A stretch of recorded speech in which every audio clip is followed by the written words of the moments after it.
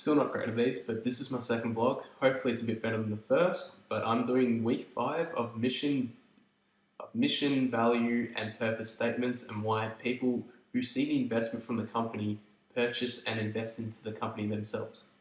So we'll go from the top. A mission statement is basically why an organization exists and the reason of it being there. So with a mission and the whole value and purpose and such, they have to be obsessed with it, bringing the right people to believe in it, and then clarifying to people that what they are bringing, they should invest in it and why they can bring value into these people's lives. And then they've got to be consistent for a company to thrive. It needs to infuse purpose and all it does. So a few notes to take out of it is being authentic no matter what, always being real to the customer and real what the business proposition is, bringing the right people for the business and focusing on why they should invest in the company and believe in it and show it to the others, creating a shared value between that, as stated before, and compose a clear, comprehensive narrative. And then a mission gives direction and flow to the purpose, as Kevin Starr puts it in one of those videos that was given in week 5. And the purpose is that a purpose is something to build, whereas not just given and only thing you can worry about. So looking at Simon Sinek's TED Talk of the why, how, and what model, it discusses how the belief comes from inside and towards out, and that's how companies thrive, such as Apple, who think differently, basically where they think of the why first instead of what it is, and that's why they succeed. That's why they succeed a lot more than its competitors.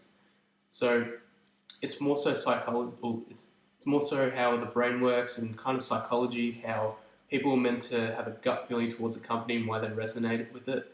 Like Apple, for example, is just different how it is compared to other computer manufacturers and phones and iPods, media players, and so on. They just do it differently, and people invest in that, and Apple does their greater good, how they invest into students, into the environment and such on. That invites more investment to people to believe in it. And it could be implicit as well. People don't really think about it, they just want to purchase from them. And that's how they become so successful. This week I went with Project Rocket, which is a company that consults about cyberbullying through workshops and schools and creating safe spaces. Their vision was basically believing in a world of kindness and respect to thrive over bullying, hate, and prejudice, and for young people to be free and to raise over their potential. So they created spaces for all young people and to respect, accept, and express their real leadership skills. And the startup, which was created in 2006 by Lucy and Rose Thomas, who are sisters, were designed to empower young people to stand up against bullying, and which is now more so into cyberbullying, as we saw with the AFL campaigns. But they reach over 300 schools and about 70,000 young people in every year. We're partnering as well now, expanding with Facebook and Instagram, getting $1 million angel invest, I guess, where their partnership is their first biggest social activity with Facebook, and Facebook's done it with Australians.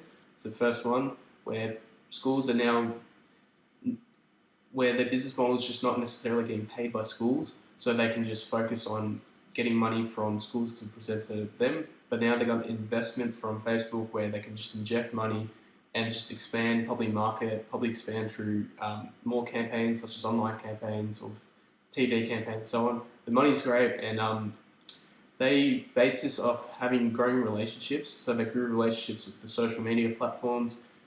They're getting to know who they're working with, and they said it as a quote, getting feedback and being committed to what they're doing keeps you in for a long time. They've been going on for 12 years, so making a sense of a mission and purpose, and don't let anyone sway from you from that. If a partner ever challenges your integrity and wants you to change, that should be an alarm bell. So they kept to their guns, they kept consistent, and they wanted to do what they believed in. And this was 12 years ago, and they're still going hard, and now they're getting investments from social media platforms, and it's great seeing that this startup is blossoming into for a social good and for a relevant problem for many people now. Cyberbullying is huge, and it affects a lot of people across Australia and the world as well.